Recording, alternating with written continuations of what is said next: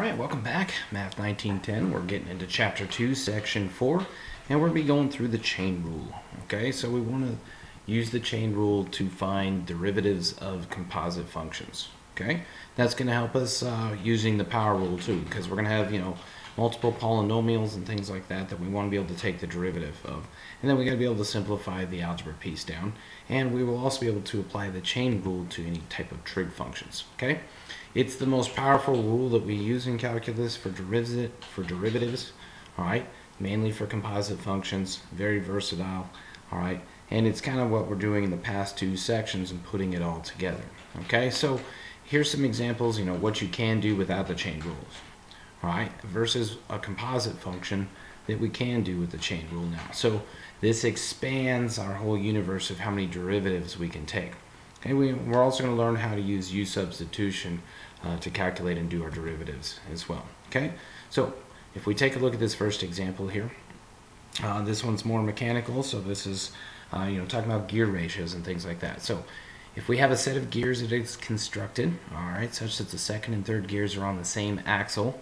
Alright, as the first axle revolves, it drives the second axle, which in turn drives the third axle. So you can kind of see on the picture here, this is really different gear ratios and how we're actually getting, more power, and how the larger gear is going to spin slower than the smaller gear. Okay, smaller gears are always going to spin faster, less torque.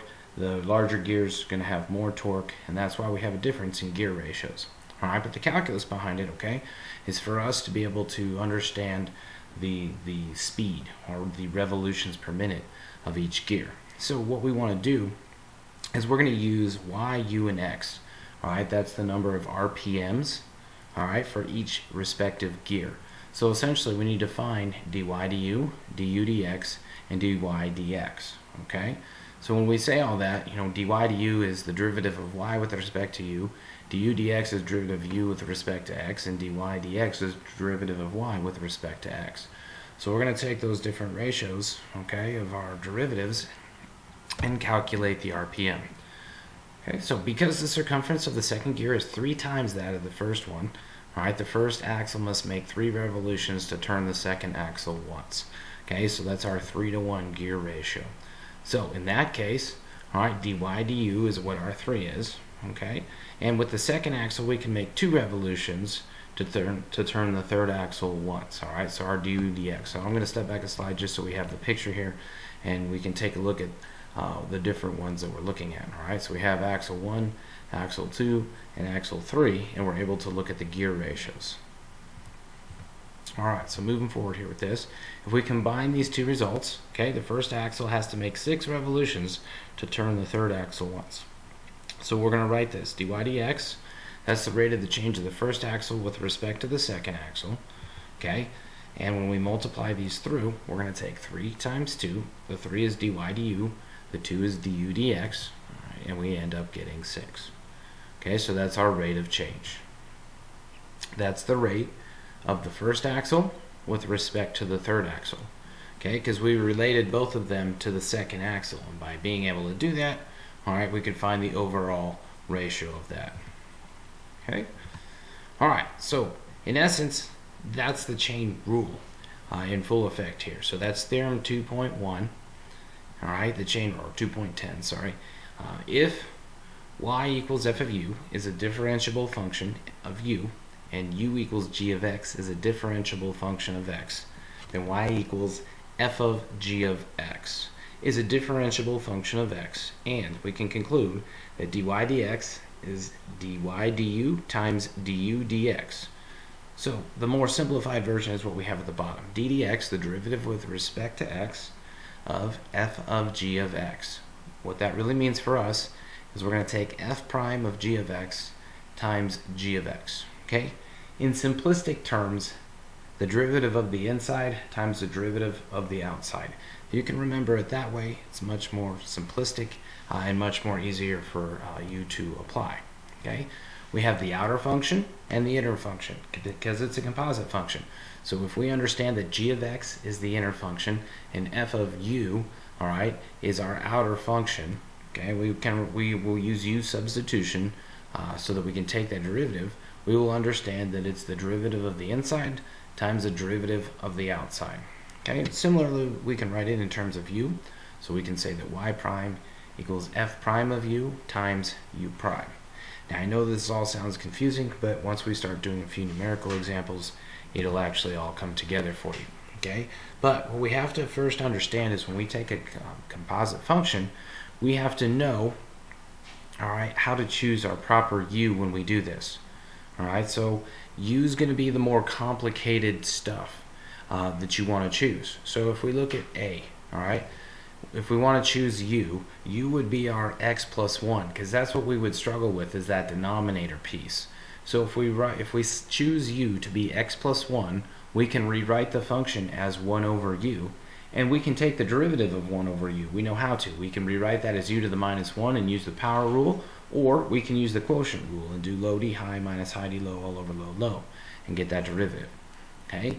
When we have a trig function, so example B here, if we have sine of 2x, you always choose u, all right, to be the contents of sine, okay, or to be the argument of sine. So in this case, the argument of sine is 2x, so we will always let u equal the argument. So then we take y equals sine of u. Okay, we haven't taken any derivatives right now. We're just trying to understand how we actually do the u substitution. All right, if we have something with a radical, okay, a radical function, you always choose what's under the radical to be your u. Okay, so u will be the 3x squared minus x plus 1. So when we want to take the derivative later on, our original function can simplify down to the square root of u. All right, it makes it so that we can take something more complicated and actually turn it into a more simpler expression for us to take the derivative of. Lastly, if we look at tangent squared of u, in this case it makes more sense for us to choose the trig function. So if we choose u to be tangent of x, all right, we will rewrite y equals u squared. All right, so u will just replace the tangent. We know how to take the derivative of u squared, right? That's just 2u. All right, but we have to make sure that we take the derivative with respect to x later. So this is where the chain rule comes in. This isn't taking any derivatives right now.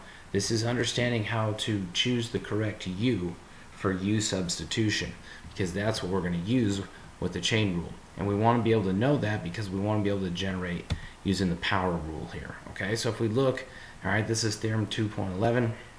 This is the general power rule. So if y equals u of x to the n, where u is a differentiable function of x and n is a rational number, then we can say that dy dx equals n times u of x to the n minus 1 du dx. Okay, it's just the power rule. This is like one of the first derivatives we learned, but we're going to learn how to do this using u substitution. Okay, so let's put all this to work here.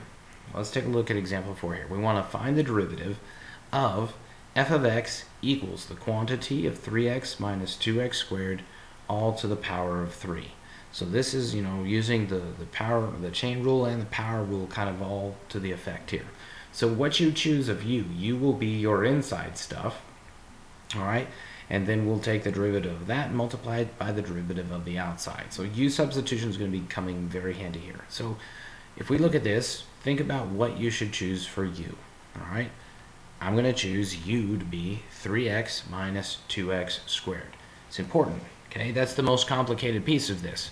All right, so we will always choose to be the most complicated piece. So every time we find u, we need to find du then, okay? So that'll really help us out there too. All right, so we know that du will be 3 minus 4x, okay? That's going to come into play here in a second. But understanding that if we chose u to be 3x minus 2x squared, we can rewrite this entire function as u cubed. Now we just take the derivative of u cubed.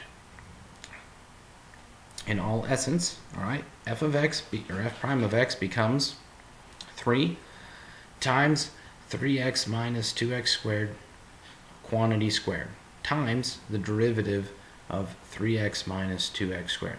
That's really coming down to the derivative of the inside times the derivative of the outside. So we can really rewrite that as 3u squared times du. And then we replace u back with what it was, 3x minus 2x squared. Okay, So when we do all that differentiation here, we get 3 times 3x minus 2x squared, quantity squared, times 3 minus 4x. Okay, that 3 minus 4x, that's the derivative of u. So this will make more sense when I do the live lecture too. I'll kind of go into a little bit more detail on it when we do this one. And then, we always want to simplify things down as much as we can when we take a look. So let's go through the next 3 examples here. All right, so we want to simplify this one by factoring out the least powers. Okay, so we have this derivative here. We have f of x equals x squared times the square root of 1 minus x squared. So we got a lot going on here. A couple composite functions. Okay, so first, all right, we will write the original function down here, and then we rewrite that radical as 1 minus x squared to the 1/2. So we can replace the square root sign with, okay, the power of 1/2. That helps us because that will let us use the power rule for u substitution and the chain rule on that. Please note, we got a product rule going on and we got a chain rule going on at the same time. We got a product rule now because we have x squared, which is one function, times another function, which is 1 minus x squared to the 1/2 power. So we've got a product rule going on, and then in the midst of that product rule, we have to apply the chain rule as we go through this. Okay, so product rule piece is here. We're going to take first times the derivative of the second plus the second times the derivative of the first. And that's written out there for you to take in. I don't want to have to reread all this. Then when we use the general power rule here, because we have to take the derivative of 1 minus x squared to the 1/2. That's our chain rule, power rule type thing.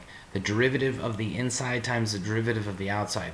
Okay, so 1 minus x squared, that's the inside, so the derivative of 1 minus x squared is negative 2x. And then the derivative of the outside is the power rule. Okay, so that 1/2 is going to drop down in front. The power does 1/2 minus 1, which gives us a negative 1/2 in the exponent. So that's how all that works on the left. On the right hand side, that's much easier. Just the derivative of x squared is 2x. Okay. Now we have to simplify everything down. Here's the algebra. We made it through the calculus piece. That one wasn't too difficult. Just a little tedious, just making sure that we keep track of the order we do things in and seeing that this is a product rule mixed with a chain rule. All right. Then we simplify, combine like terms. You should be able to go through the algebra piece here. No problem. Remember, when we have a negative exponent, we can write it in the denominator with a positive exponent, so the 1 minus x squared quantity to the negative 1/2 can be rewritten in the denominator, and then we turn it back into a radical. All right, so this will be our final answer, x times 2 minus 3x squared divided by the square root of 1 minus x squared. All right, in class we'll go through that in a little bit more detail, kind of step by step. For you guys at home, or if you want to rewatch this part of the lecture, make sure that you understand the algebra pieces here and going through that. If you have a question, email me or let me know if we need a team meet or something like that and go over it. All right, if we have a quotient now, so our original function, so example 8, we have f of x equals x divided by the cube root of x squared plus 4. So most important things when we start getting these square root signs and things like that, rewriting them so that we have an exponent to work with so that we can use the power rule. Very, very important that we take the original equation, start rewriting it. Okay, so if we rewrite this now, it's a cube root. We can rewrite that as x squared plus 4 quantity to the 1/3 power. So that'll really help us out when we do that. Now, we should see that we have x over something, so we need to use the quotient rule. All right, so that's low d high minus high d low all over low low. So I'm not going to reapply the quotient rule. The focus here is understanding where does that chain rule come into effect. Well, that comes into effect when we have to take the derivative of the x squared plus 4 to the 1/3 power. All right, u is our inside stuff. That's our x squared plus 4. All right, that's the inside, so it's the derivative of the inside, which would be 2x then, times the derivative of the outside. The 1/3 would come down, and then you do 1 minus a third to get the negative 2/3 exponent. Okay, and then when it's over low low in this case, so x squared plus 4 to the 1/3 power times itself, okay, that gives us x squared plus 4 to the 2/3, because remember, when we multiply things with like powers, we add the exponents, okay? Or like bases, we add the exponents on, okay? So that's where that one simplifies down to. So you should be able to do the algebra piece behind this, all right? Factor down and simplify it down, so we should end up with x squared plus 12 divided by 3 times the quantity of x squared plus 4, all to the 4/3 power. All right, so remember that first x squared plus 4 to the minus 2/3, that can be rewritten down into the denominator, and then when we multiply it, the 2 plus 2 becomes 4. That's where the 4/3 power comes from, because once again, when we have like bases and we multiply them, the rule is we add the exponents when we go through them. All right, this one, this was, as most complicated as we're going to get with this.